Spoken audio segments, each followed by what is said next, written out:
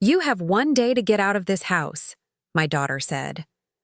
My grandson added, You're not even my real grandma. I smiled, pulled out a document, and said, Actually, you have 24 hours to find a new place to live. I'm glad to have you here. Follow my story until the end and comment the city you're watching from, so I can see how far my story has reached. You have 1 day to get out of this house. The words hit me like a physical blow. I stood there in the kitchen doorway, my arthritic hands still gripping the dish towel I'd been using to dry the breakfast plates. Oakley's face was twisted with an anger I'd seen building for months, but hearing it directed at me with such venom made my chest tighten. Oakley, please, I whispered, my voice barely audible. This is my home too. She laughed, a harsh sound that made me flinch. Your home? Mom, you've been living here rent-free for 3 years. 3 years of me supporting you, feeding you, putting a roof over your head. And what do I get in return? Nothing but complaints and judgment. I wanted to tell her that wasn't true. I wanted to remind her of all the nights I'd stayed up with Kent when he was sick, all the meals I'd cooked, all the laundry I'd folded, all the cleaning I'd done without being asked. But the words stuck in my throat like always. Kent appeared in the doorway behind his mother, his 15-year-old frame already taller than mine. The boy I'd helped raise, the child I'd sung to sleep, read stories to, bandaged scraped knees for, the grandson I'd loved with every fiber of my being looked at me with the same cold disdain as his mother. Finally, he said, rolling his eyes. Maybe now I can have friends over without being embarrassed. The casual cruelty in his voice made my knees weak. I reached out to steady myself against the counter, and something in that gesture seemed to irritate him further. God, you're so dramatic, he continued, his voice gaining confidence from his mother's approving nod. It's not like you're really my grandmother anyway. Real grandmothers don't live off their families like parasites. The word parasite echoed in my mind, bouncing around like a marble in an empty jar. I felt something inside me crack, not just my heart, but something deeper. My sense of self, my understanding of my place in this family, my belief that love could overcome anything. Oakley stepped closer, her eyes glittering with a satisfaction that made my stomach turn. You heard him, Mom. Even Kent sees it. You're not contributing anything here. You're just existing, taking up space. I looked around the kitchen I'd organized, at the living room where I'd spent countless evenings helping Kent with homework, at the photos on the refrigerator that included me in better times. When had I become invisible in my own life? I raised you, I said quietly, the words feeling foreign on my tongue. I rarely defended myself anymore. It was easier to just absorb their frustration and move on. Barely, Oakley shot back. You were always working, always stressed, always making me feel guilty for wanting things other kids had. And now you expect me to take care of you because you didn't plan for your retirement properly? The unfairness of it took my breath away. Every double shift I'd worked had been for her. Every overtime hour, every missed social event, every sacrifice had been to give her opportunities I'd never had. But explaining that now would only make me sound pathetic. Kent crossed his arms, mimicking his mother's stance. My friends think it's weird that you live here. Like, why can't you get your own place? My friend Jason's grandmother has this cool condo and takes him on vacations and stuff. You just make our house smell like old people. Each word was a small knife, precisely placed to cause maximum damage. I wondered when he'd learned to be so cruel, or if I'd simply been too blind to see it developing. Where am I supposed to go? I asked, hating how small my voice sounded. Oakley shrugged. That's not my problem anymore. Maybe one of those senior living places. They have programs for people who can't afford it on their own. The suggestion hung in the air like a threat. I'd visited those places when I was looking for options for my own mother years ago. The smell of disinfectant and despair, the vacant stares, the way the staff talked to residents like children. The thought made my hands shake. I need more time, I said. A day isn't enough to find somewhere to live. You've had 3 years to figure this out, Oakley replied coldly. I'm done enabling your dependency. It's not healthy for any of us. She turned to Kent, her voice becoming warm and maternal in a way it never was when she addressed me. Go start your homework, honey. Grandma and I need to finish talking. Kent grinned, clearly pleased to be dismissed from witness duty but satisfied with the damage he'd helped inflict. As he walked away, I heard him mutter, "Finally, some peace and quiet." When we were alone, Oakley's expression softened slightly, but not with kindness. It was the look of someone about to deliver a final blow. "Mom, I know this seems harsh, but it's for your own good. You need to learn to be independent again. You've become too comfortable depending on others." The irony wasn't lost on me. This from the woman who'd called me crying at midnight when Kent was a toddler, and she couldn't handle being a single mother. This from the daughter who'd begged me to move in when her ex-husband stopped paying child support. This from the child I'd sacrificed everything for. But I didn't say any of that. Instead, I nodded slowly, feeling something shift inside me. Not broken this time, but hardened, like steel being forged in fire. "I understand," I said quietly.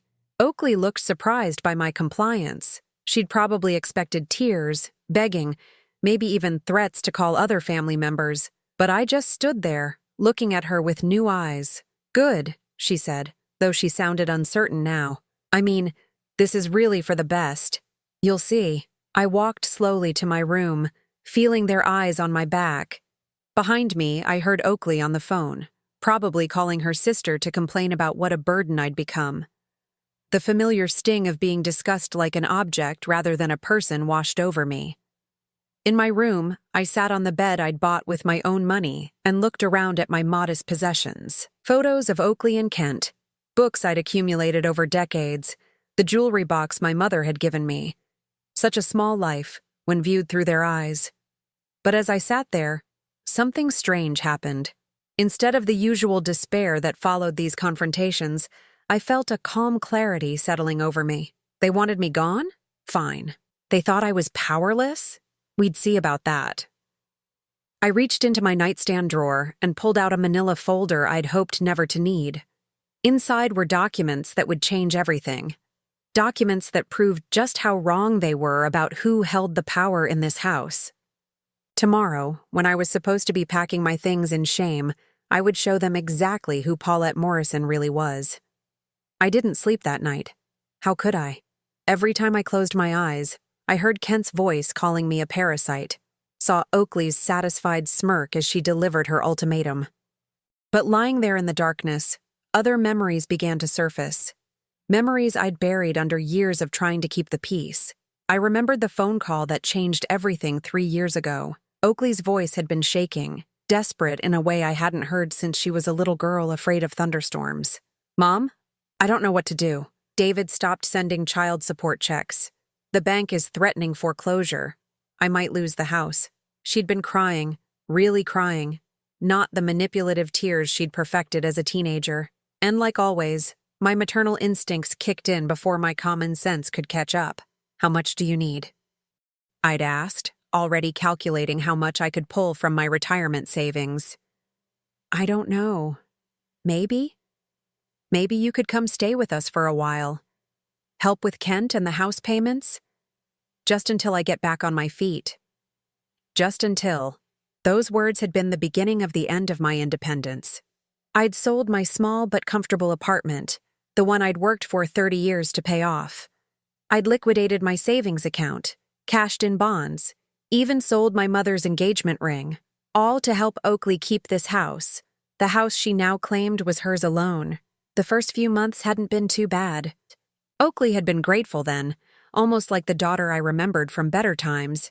She'd included me in decisions, asked for my advice, even thanked me for the sacrifices I was making. But gratitude, I'd learned, has a short shelf life. By the 6-month mark, my presence had become expected rather than appreciated. By the first year, I'd somehow transformed from savior to burden.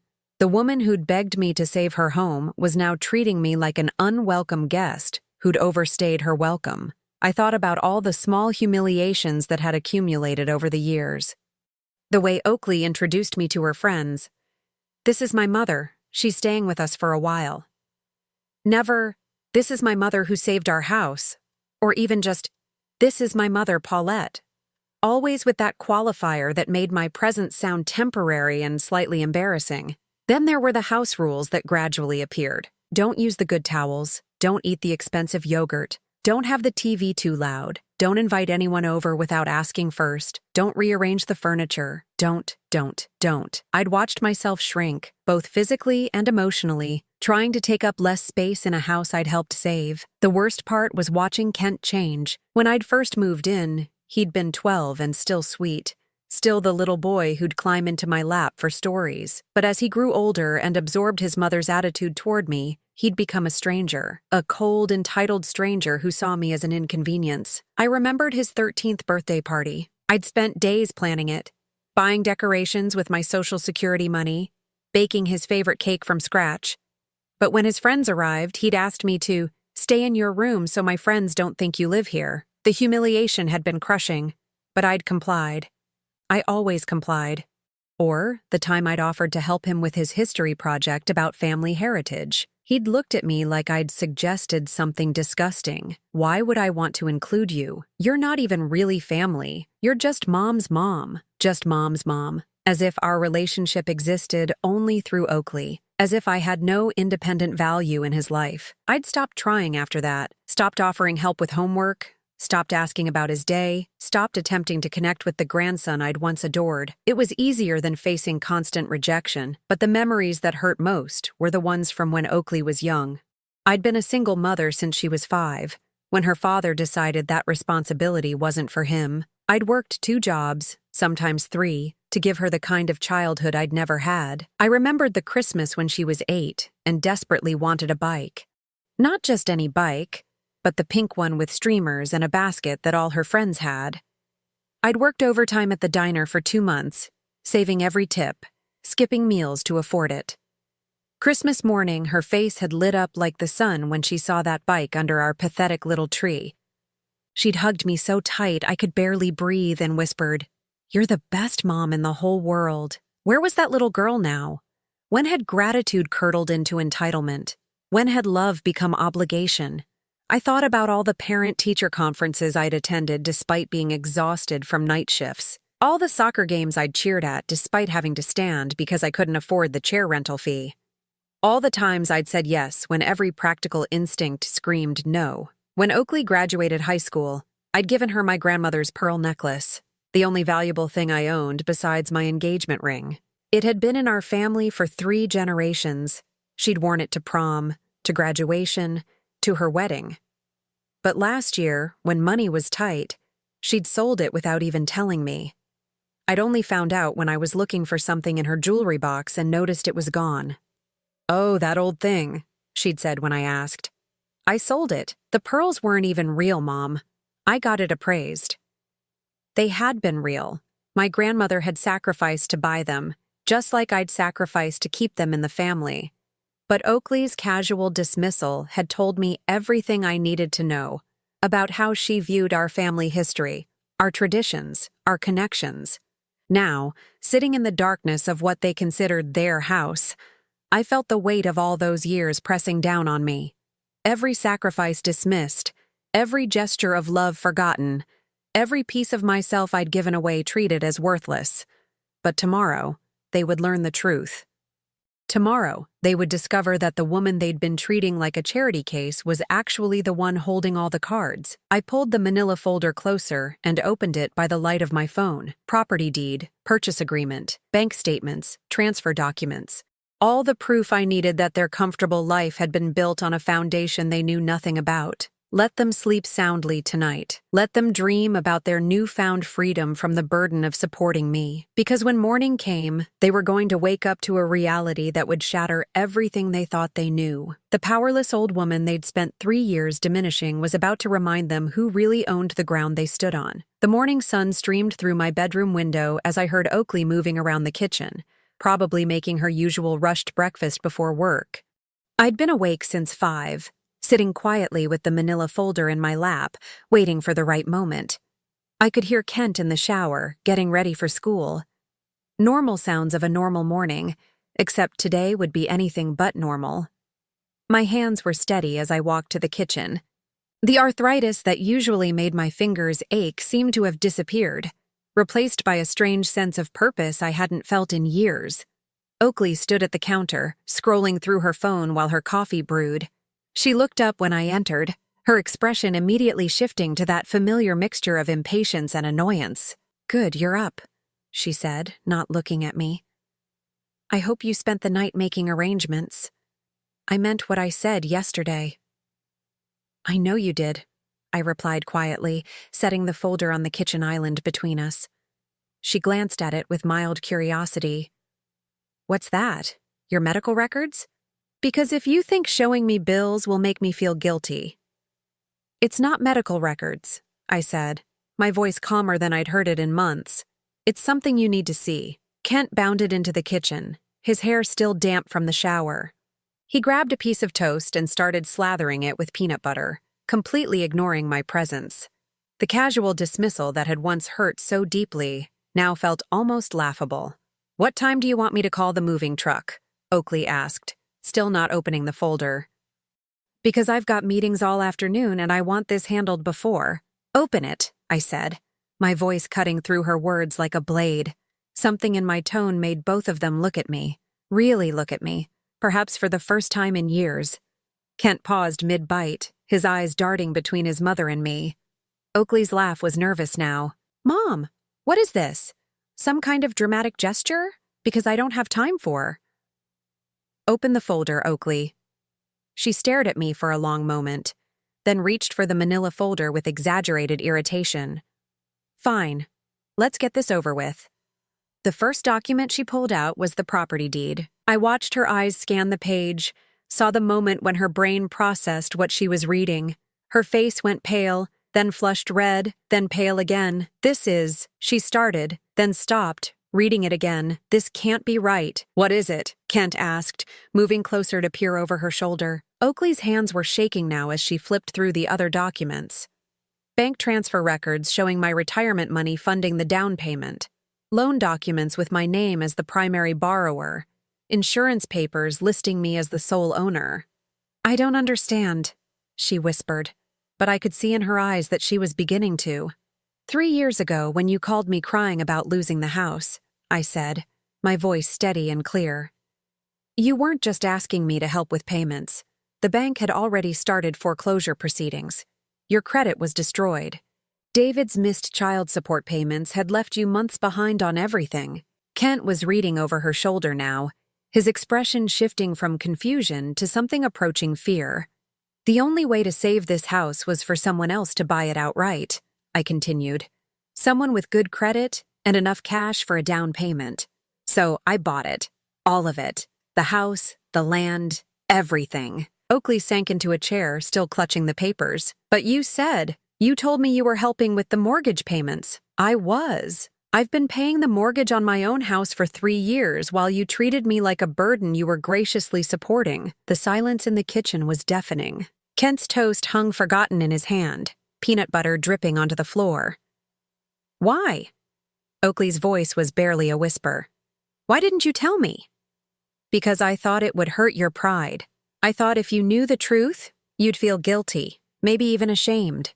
I wanted you to feel secure in your own home, not like you were living in mine." I pulled out a chair and sat down across from her, feeling older than my 69 years, but somehow stronger too. "I put the deed in my name to protect both of us. If something happened to you, Kent would still have a home. If something happened to me, the house would go to you in my will. I thought I was being generous. I thought I was being a good mother." Oakley was crying now, but they weren't the manipulative tears I'd grown accustomed to. These were the tears of someone whose entire world had just shifted beneath their feet. "Mom, she started, but I held up my hand. "Let me finish," I said. "For 3 years, I've watched you treat me like a charity case, like a burden you were noble enough to carry.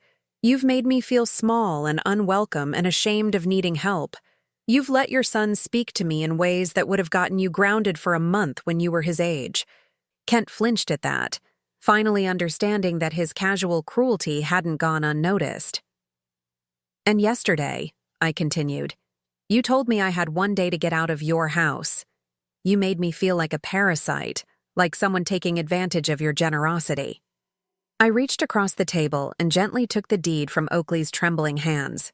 "But this isn't your house, sweetheart. It's mine. It's been mine for 3 years. And if anyone needs to find somewhere else to live, it's not me." The color drained completely from Oakley's face. You can't be serious. Yesterday, Kent told me I wasn't really his grandmother. You told me I was a burden, that I was taking up space, that I wasn't contributing anything.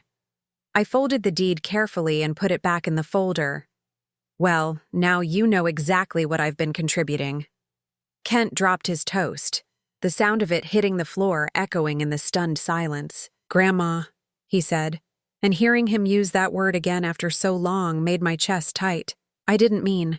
Yes, you did, I said gently but firmly. You both did, and that's okay, because now we're all clear about where we stand. Oakley was hyperventilating now, her breath coming in short gasps. Mom, please. I was angry yesterday. I was stressed about work and money, and I didn't mean those things. Yes, you did, I repeated. And you've meant them for a long time. This wasn't one bad day, Oakley. This has been building for 3 years. I stood up, feeling lighter than I had in months. Now, I believe someone mentioned something about having 24 hours to pack. Oakley's eyes went wide. You're kicking us out? Mom, we have nowhere to go. I'm sure you'll figure something out, I said, using the same dismissive tone she'd perfected over the years. You're both young and capable. Maybe one of those apartments downtown would suit you better. But Mom, Oakley started to stand, then seemed to remember she was holding onto the table for support and sat back down heavily. The sound of her body hitting the chair was the last thing I heard before she slumped forward, unconscious. Kent screamed. Oakley came to 5 minutes later, sprawled on the kitchen floor with Kent kneeling beside her, his face pale with panic. I'd calmly gotten a damp washcloth and was sitting in my chair, waiting. Mom, Kent was saying, patting her cheek frantically. Mom, wake up!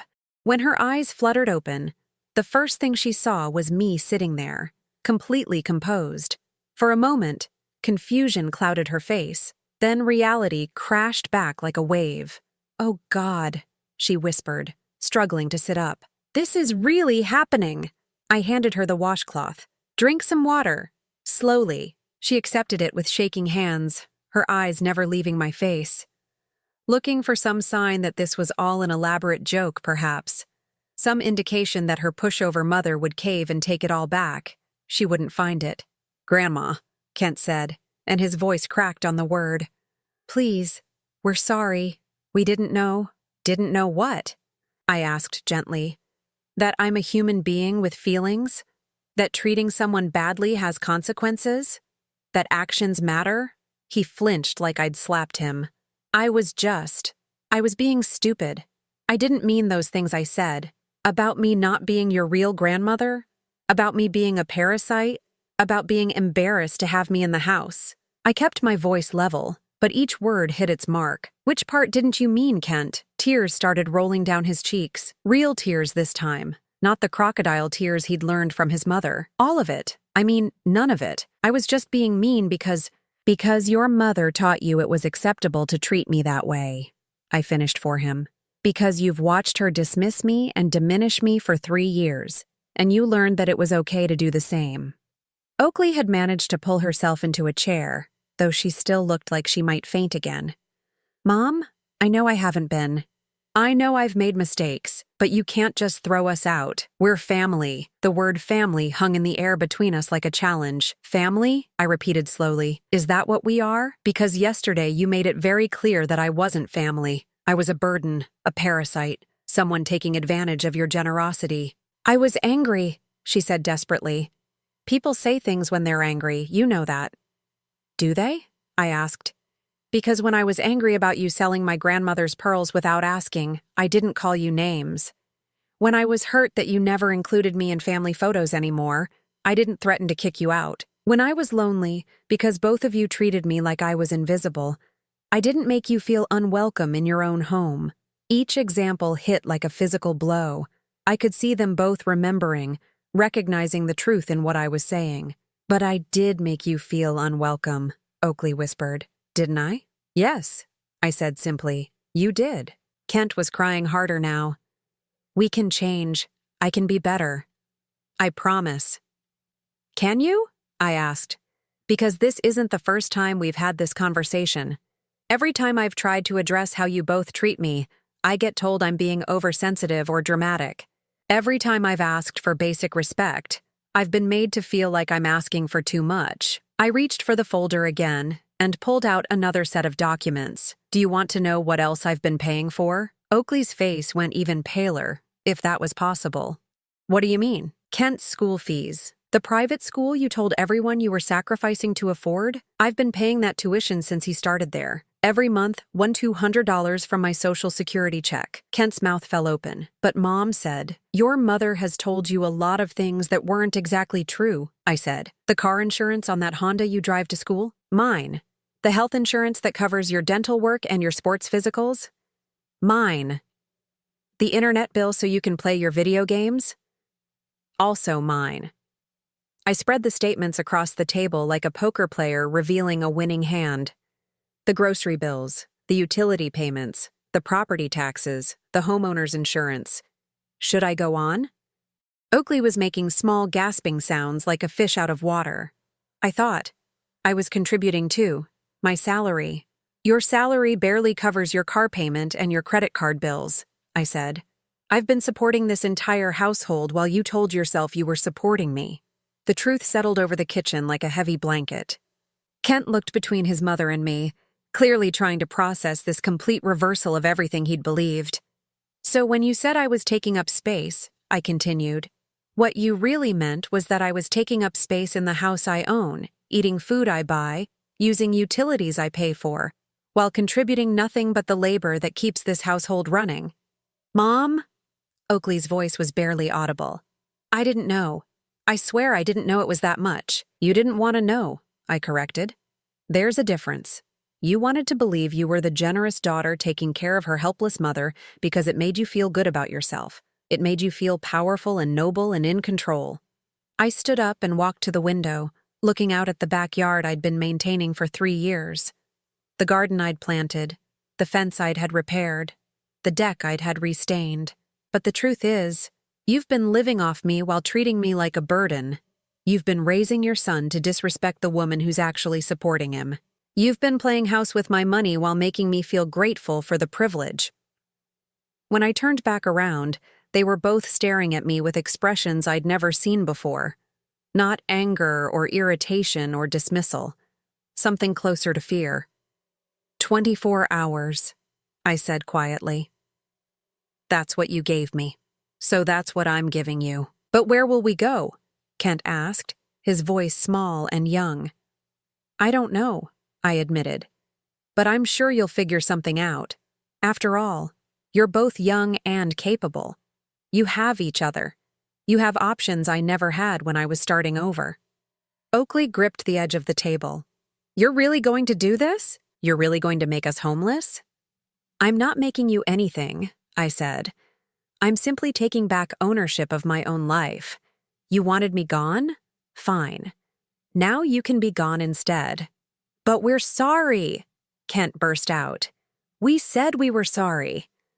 Sorry you got caught, I said gently. Sorry you're facing consequences. But are you sorry for how you treated me? Or are you sorry that treating me badly turned out to be a mistake? The question hung in the air, unanswered because we all knew what the truth was. I picked up my folder and headed toward my room. You have until tomorrow morning. I'd suggest you start making phone calls. Behind me, I could hear Oakley sobbing and Kent trying to comfort her. The sounds that once would have broken my heart and sent me rushing back to fix everything now just felt like noise. For the first time in 3 years, I was the one in control of my own destiny. And it felt incredible. The house felt different the moment their car pulled out of the driveway. Not empty, liberated. Like a breath I'd been holding for 3 years had finally been released. They'd left that morning with whatever they could fit in Oakley's Honda and a U-Haul trailer Kent had rented with money borrowed from his father. The same father who'd abandoned them years ago but suddenly became available when they needed somewhere to stay. Funny how that worked. Oakley had tried one last manipulation at the door, Kent clinging to her side like he was 12 again instead of 15. Mom, please, she'd whispered, her eyes red from crying. Just give us another chance. We can make this work. But her idea of making it work was for me to pretend the last 3 years hadn't happened, to go back to being grateful for scraps of attention while paying for the privilege. You'll always have a chance to earn your way back into my life, I'd told her, but it will be on my terms, not yours. The look she'd given me then was pure shock. Her pushover mother, setting terms? It was like watching someone discover that their pet goldfish had grown teeth. Now, standing in my kitchen, I felt like I was seeing the space clearly for the first time in years. The cabinet doors Oakley had insisted on keeping closed because open shelving looks cheap. The expensive coffee maker I wasn't allowed to use because you don't know how to work it properly. The breakfast nook where I'd been relegated to eating my meals while they sat at the good dining table. I opened every single cabinet door. I made myself a latte with the fancy machine. I sat at the head of the dining table and spread my papers across its entire surface. The silence was magnificent. My phone had been ringing all day. First Oakley, then Kent, then Oakley's sister Beth, who'd apparently been designated as the family negotiator. "Aunt Paulette, this is crazy," Beth had said when I finally answered. "Oakley told me what happened, and I think there's been some kind of misunderstanding." "No misunderstanding," I'd replied calmly. "Just a long overdue correction." "But they're family. You can't just throw family out on the street." I'd laughed at that, surprising myself with how bitter it sounded. "Beth, when was the last time Oakley invited you to a family gathering that included me? When was the last time Kent mentioned me when he talked about his family? They made it very clear I wasn't family. I'm just honoring their decision." The conversations with other relatives followed the same pattern. Shock, attempted guilt-tripping, then awkward silence when they realized I wasn't budging. It occurred to me that none of them had called in 3 years to check on how I was doing living with Oakley. None of them had noticed that I'd gradually disappeared from family photos and holiday celebrations. But the moment there were consequences for that exclusion, suddenly everyone cared about family unity. By evening, I'd unplugged the phone entirely. I spent the next few days rediscovering my own house. I moved my belongings from the cramped back bedroom to the master suite Oakley had claimed as her own. I rearranged furniture, opened curtains that had been kept closed, and played my music as loud as I wanted. In Oakley's closet, I found boxes of my things that had been stored away temporarily 3 years ago. Photos of my parents, books I'd thought were lost, the china set I'd inherited from my grandmother.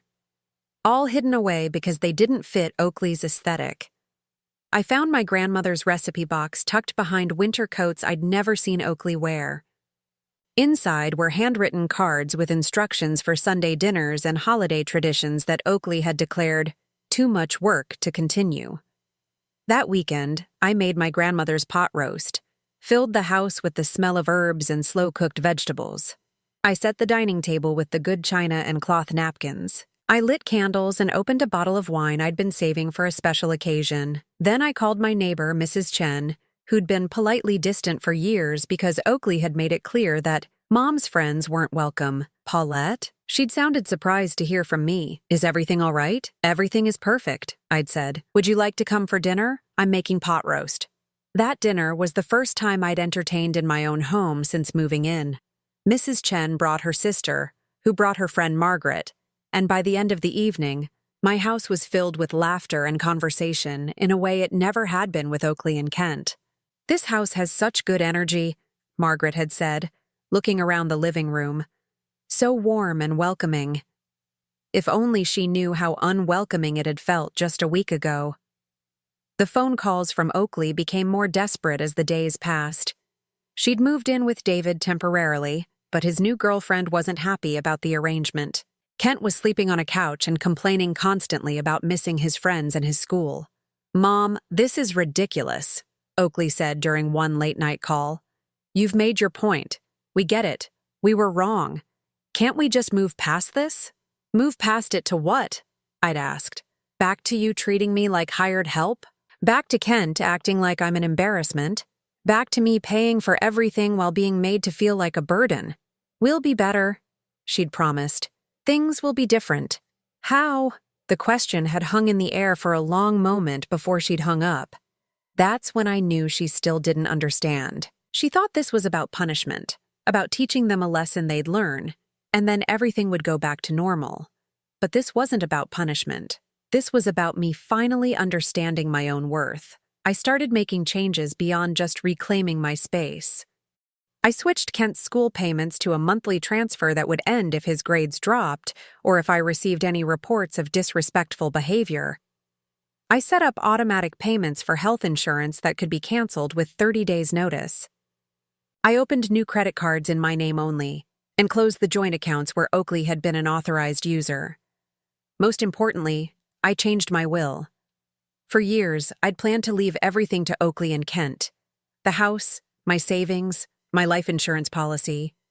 They were my only family, after all. But family, I'd learned, was about more than blood. It was about respect, kindness, and mutual care. It was about valuing each other as human beings, not just as sources of convenience or obligation. I made an appointment with my lawyer and created a new will that established a trust for Kent's education, but only if he maintained certain standards of behavior and academic performance. The house and remaining assets would go to charities that supported elderly people who'd been mistreated by their families. Oakley would inherit exactly what she'd told me I was worth. Nothing. 3 weeks after they'd moved out, I was watering the plants in my front garden when a car pulled up. Kent got out of the passenger side, looking older somehow, more serious. He approached slowly like he was afraid I might send him away. "Hi, Grandma," he said quietly. "Hello, Kent." I kept watering, not making it easy for him. "I wanted to apologize," he said, "for real this time. Not because I want something, but because what I said was wrong." I looked at him then, really looked. His clothes were wrinkled, his hair needed cutting, and there were dark circles under his eyes. "Are you apologizing because you understand why it was wrong, or because you don't like the consequences?" He thought about that for a moment. "Both, I guess. But mostly because I hurt you, and you didn't deserve it." It was the first genuinely mature thing I'd heard him say in years. "I miss you," he continued. "I miss living here, but I also just miss you. I miss talking to you and having you help me with stuff and eating your cooking." "What stuff did I help you with?" I asked, curious if he remembered. "Everything," he said, his voice getting thick. "Math homework and friend problems. And that time I was scared about starting high school. You always listened and never made me feel stupid. And how did you repay that?" He flinched. "By being a selfish brat who cared more about what his friends thought than about hurting someone who loved him." The honesty in his voice caught me off guard. This wasn't the manipulation I'd grown used to from Oakley.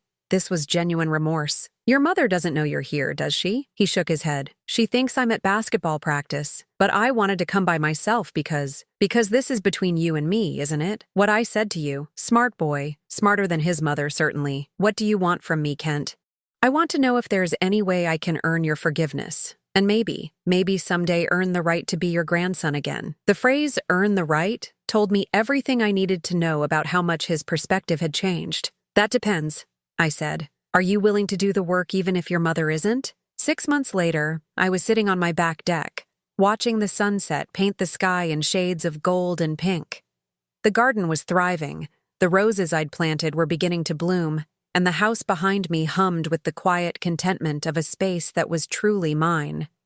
Kent had kept his word. Every week, he'd find a way to visit, sometimes claiming basketball practice, sometimes saying he was studying at the library. We'd started slowly, with him helping me with yard work while we talked about school, friends, and life. The transformation in him was remarkable. Without his mother's constant reinforcement of his entitlement, he'd begun to remember who he used to be. The sweet, thoughtful boy I'd helped raise was still there underneath the teenage bravado. He'd brought his report card last week. Straight A's for the first time in 2 years. "I figured if you're paying for my education, I should probably take it seriously," he'd said, and I'd heard genuine pride in his voice. We'd established rules for our relationship. He would treat me with respect, period. He would acknowledge my role in his life openly, not hide it from friends or pretend I didn't matter. Most importantly, he would never again use my love for him as a weapon against me. In return, I continued to support his education and included him in my daily life. We cooked together on Sundays, and I'd started teaching him some of my grandmother's recipes.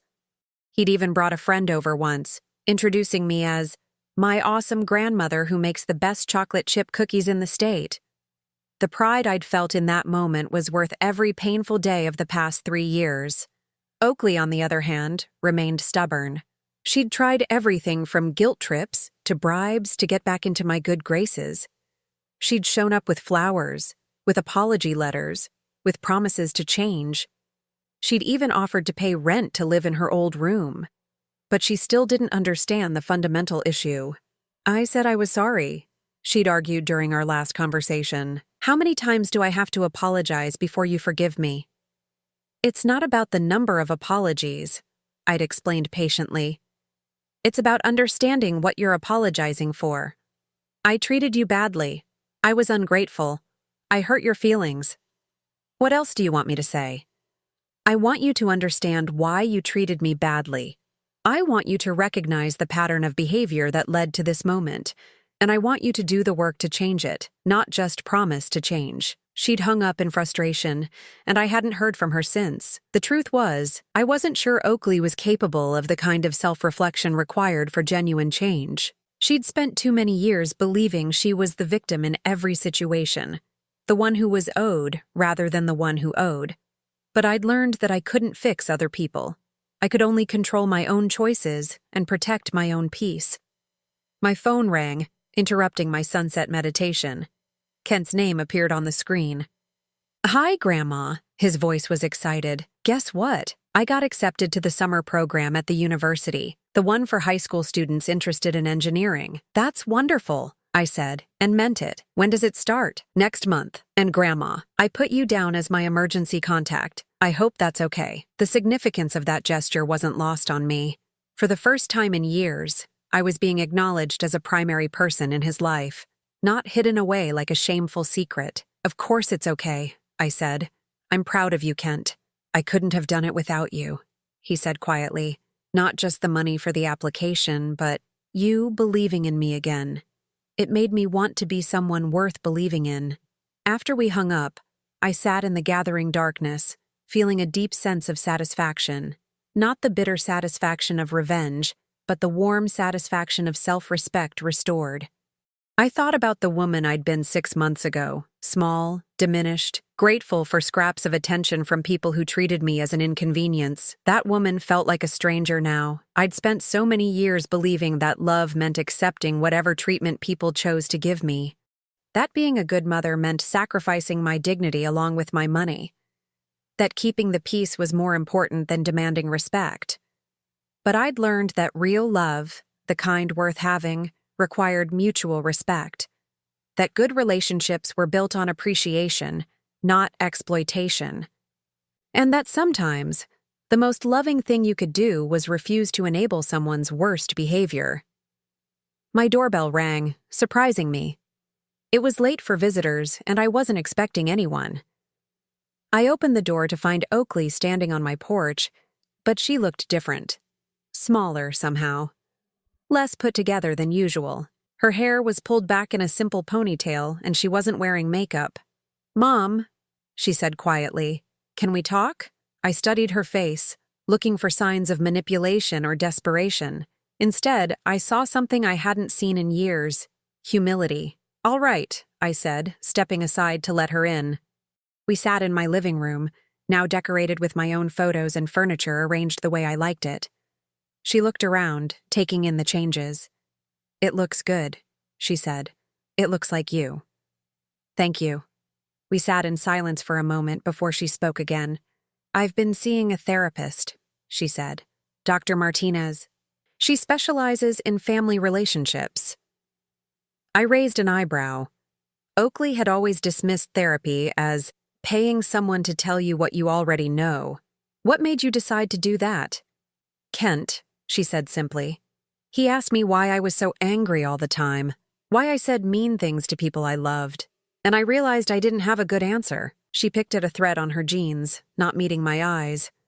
"Dr. Martinez helped me understand some things about myself, about why I need to be in control all the time, why I get angry when people don't need me the way I think they should."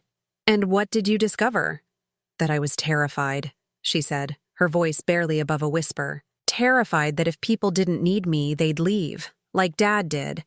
So I created situations where people had to depend on me, and then I resented them for it. It was the most honest thing she'd said to me in years. And with you, she continued, I couldn't stand that you were taking care of me instead of the other way around. It made me feel like a failure, like a little girl who couldn't handle her own life. So I convinced myself that you were the one who needed me. Even though you knew I was paying for everything? She nodded, tears starting to fall. I knew. Deep down, I knew.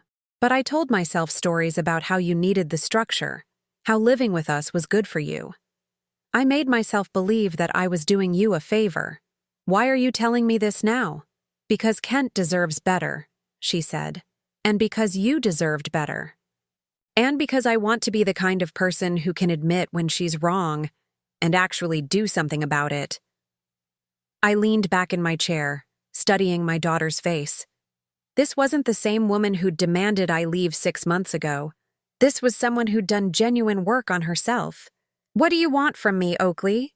Nothing, she said, and the word surprised me. I don't want anything from you. I just wanted you to know that I understand now. I understand what I did and why I did it. And I'm sorry. Really, truly sorry. And if I never forgive you, if this conversation doesn't change anything between us, she took a shaky breath, then at least you'll know that I finally see you. The real you. The woman who sacrificed everything for her daughter and got treated like garbage in return. The woman who loved her grandson unconditionally and was made to feel like that love was worthless. She stood up, wiping her eyes. Kent told me he's been visiting you. I'm glad. He needs you in his life, and you deserve to have someone appreciate you the way he's learning to. She headed toward the door, then paused. I know I don't have the right to ask for anything, but would you consider letting me earn my way back into your life? Not as someone you take care of, and not as someone who takes care of you. Just as your daughter who finally understands what that means? I looked at this woman who'd caused me so much pain, who'd made me feel small and worthless and unwanted.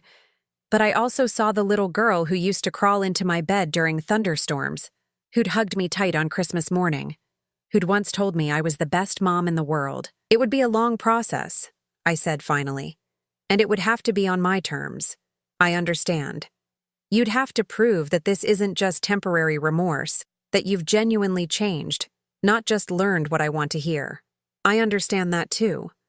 And you'd have to accept that our relationship will never go back to the way it was. I'm not the same person who would accept disrespect to keep the peace. She nodded. I wouldn't want it to go back.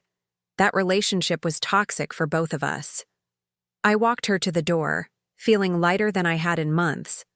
Not because I'd decided to forgive her, but because I finally had a choice. Real power in determining the terms of my own relationships. Call me next week, I said. We'll see how it goes. After she left, I returned to my deck and looked up at the stars beginning to appear in the darkening sky. For the first time in years, I felt genuinely hopeful about the future. I'd learned that respect wasn't something you could demand, but it was something you could require. That love without respect was just manipulation with prettier packaging, and that sometimes the most courageous thing you could do was value yourself enough to walk away from people who didn't. Whether Oakley would do the work to earn her place back in my life remained to be seen. But either way, I'd be fine. I had a home I loved, friends who valued me, a grandson who was learning to be a good man, and most importantly, I had myself back. At 69 years old, I'd finally learned that the only person whose approval I really needed was my own. And for the first time in years, I had it.